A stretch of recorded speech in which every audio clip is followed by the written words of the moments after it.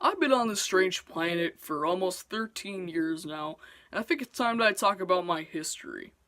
So starting off, it was 2006, rainy day in St. Louis Park, which where I was born in Minnesota, and I popped out of my mother's womb, and then I don't know, I lived in Plymouth for a while, in this townhouse, right? And I barely remember. I do remember being at the townhouse, but I don't like remember be like I guess I don't remember like living there. I don't have any. I can't think of what I'm trying to say right now. I remember living there, but I don't like remember it. You know. But then they didn't want to raise me there, so my mother and my father, they moved me to Chaska, Minnesota.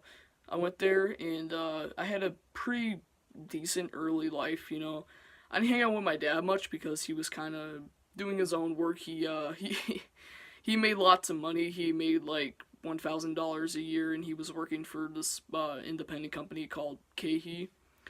And then and my mom, she has Addison's disease, so she got sick, and she was the one who kind of like just took care of me. She couldn't go to work, and we just did fun stuff. And then I started kindergarten, and kindergarten was a bit weird for me. I was kind of like the oddball in the class, but it was just kindergarten. It was just whatever. But then when first grade happened, I kind of changed my personality a bit. Like, I did different things and stuff, and then my mom, she got freaked out by it because I was just so different. And then she took me to, like, this therapy class, which I don't know why I needed it, and, I was changing, like, the things that I eat, and she was just so, like, by this unexpected change, and it was just kind of weird. I was kind of like a sociopath in the second grade, you know. Uh, I don't know. I had a lack of empathy. I thought I was more important than everybody. I was kind of like Greg Heffley from Diary of a Wimpy Kid. He's a total sociopath. You know what I'm saying? Oh, I'm losing my voice. I'm near the end of puberty, so. But yeah, in the third grade, I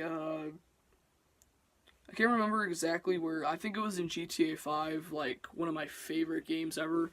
In the first grade, I got into gaming. I was playing stuff like, Minecraft and stuff like.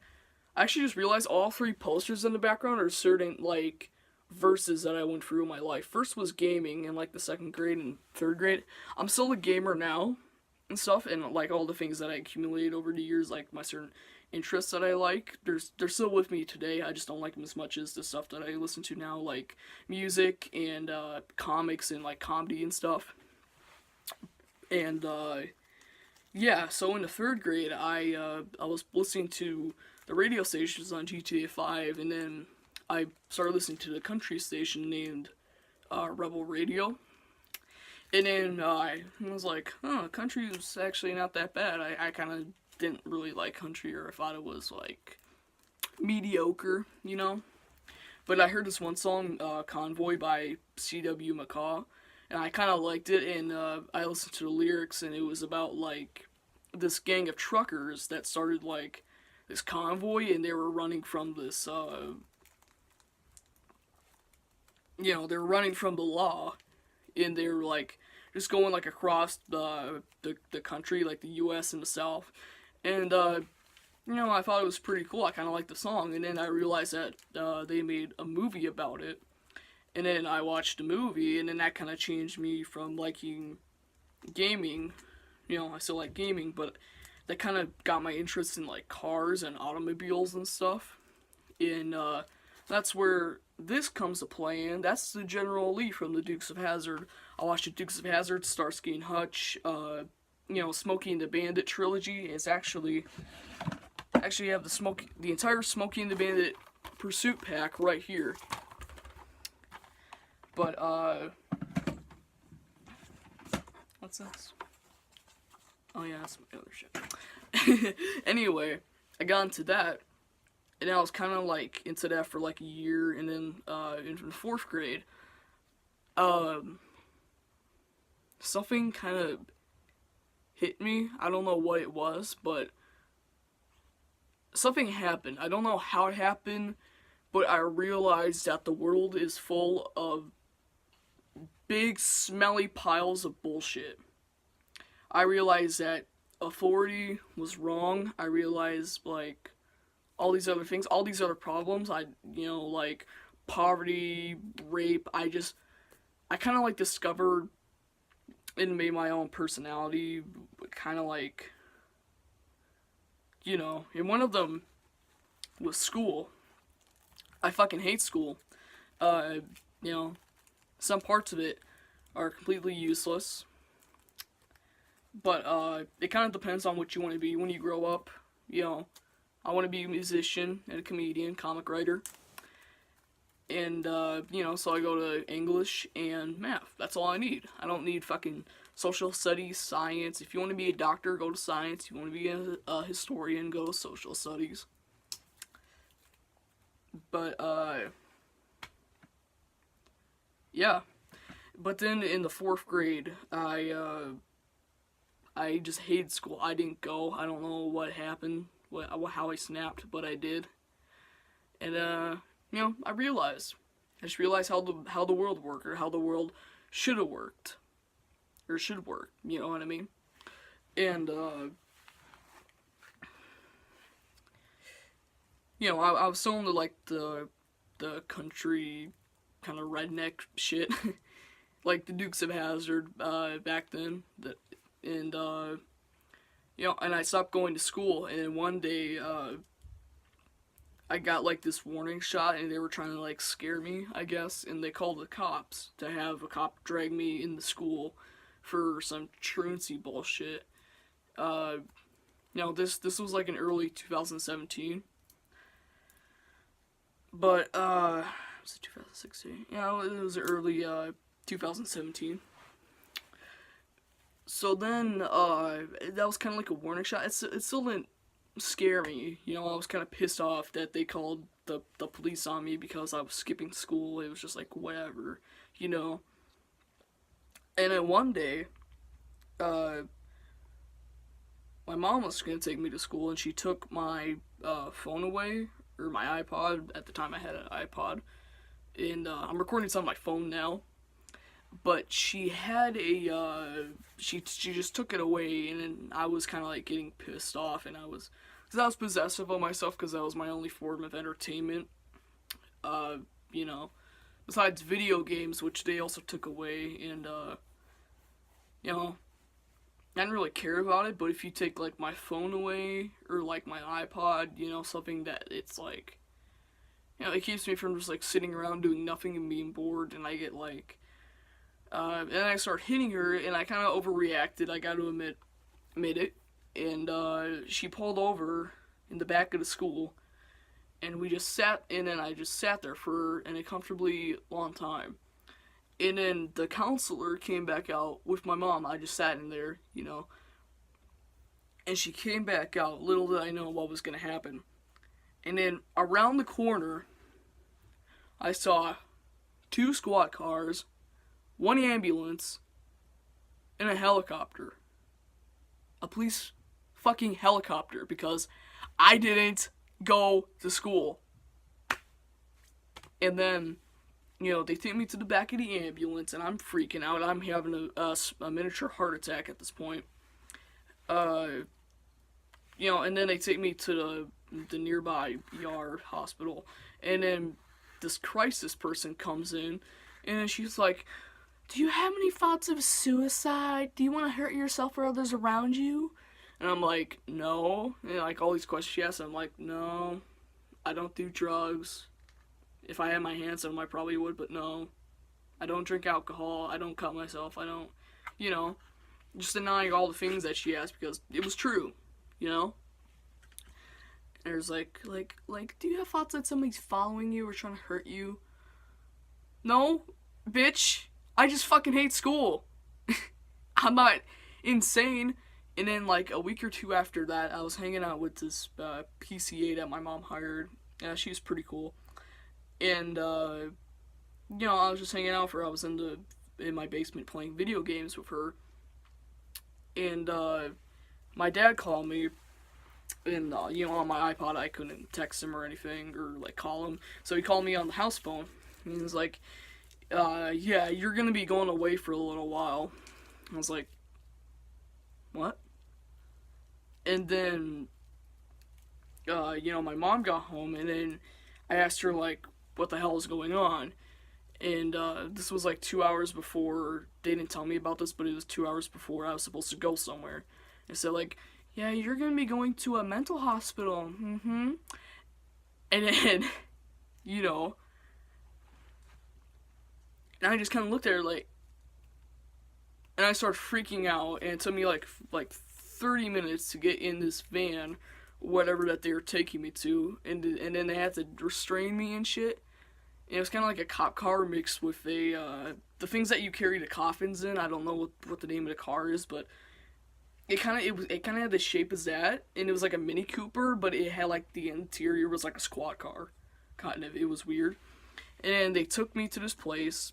They searched me. They stripped me down, and they just did their, whatever. And I wasn't expecting this like 3 hours ago, and all of a sudden I'm in a bed in this room.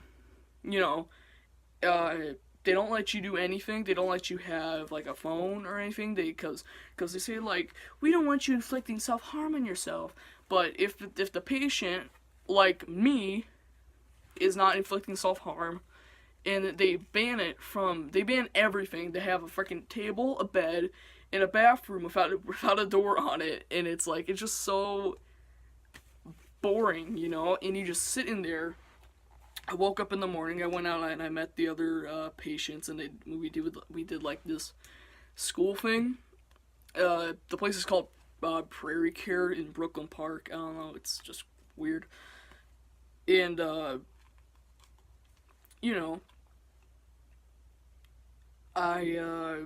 it was kind of like this one section of the hallway for like new people, and then later, like a week after, I got to go outside. In in my outside, I mean like I meant to see like the bigger group. There was like a sun and moon group, and I was probably like the youngest person there. There was actually this one like 4-year-old girl, but I don't know. But yeah, I was probably like the youngest person there. All of the other ones were like in middle school, and they cut and like shit. I'm not trying to like bash anybody who's like suicidal or anything who like cuts. I'm not trying to make fun of you. I'm just saying like I was like the only kid there who like wasn't like inflicting self-harm. But I met some pretty cool people there. It was really shitty though. They fed us like sun chips and milk. I don't know why they just fed us that, and and we got to go outside a little bit. Like they had the world's safest playground outside. It was kind of weird, but I met some mildly acceptable people there. But yeah, they were cool. And then when I got out of there, people were expecting me to go to school. I haven't been to school. I probably missed like over 100 days of school this year. In like the 5th grade and like and now I'm in 6th grade. I'm getting out the 6th grade this year. It's just like, but right before 2018 hit, like at the end of 2017, my mom bought a apartment back up here in Plymouth, and we moved. I didn't have any thoughts about it. My dad wasn't coming with. My dad stayed in the house, and we're selling it now. We're actually gonna move out on the 7th of May, so we only have 4 days to get the hell out of here. But right now I'm in a new apartment. But the apartment we had, at first I didn't like it. I didn't like the school there. I didn't like the people there, but it's pretty cool. I have my own bedroom. I don't have this fucking closet But you know, I had a good room. I had a futon in there. I had my Xbox 360. Well, I had an Xbox 360 then. I have a Xbox One now because I got the Red Ring of Death in June. But yeah. So we were living there, but then in August we you know, well, I went up to we every year we go up in oh, I actually forgot to mention, shortly after I got out of pre-care, it was like in June or something, and then my dad had the CD in the car, and I never had a strong relationship with my dad because I didn't get to see him as much because he was like always working and stuff. But then he played this song. It was a 7 track on an album called Revolution Radio by Green Day, and it was the song "Still Breathing." And I kind of liked it. I was like, yeah, it's pretty good. And he's like, do you want to hear the lead single? And I was like, sure. And he played Bang Bang, and my mind was blown. This album, it changed my life. And then I listened to Green Day's entire catalog. I listened to other bands like My Chemical Romance. What else we got here? I also listened to Bad Religion, Dead Kennedys, Pink Floyd, NoFX. You know, freaking Slipknot, 3 Days Grace, Paramore. You know, I listened to so many different bands over these past few years, but that's when I became into punk rock music and other rock genres. And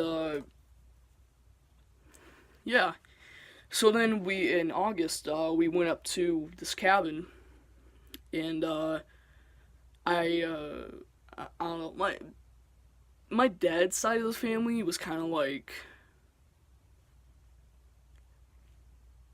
they're they're odd. Like, I don't know how to put it, but it's I don't know how to talk about it.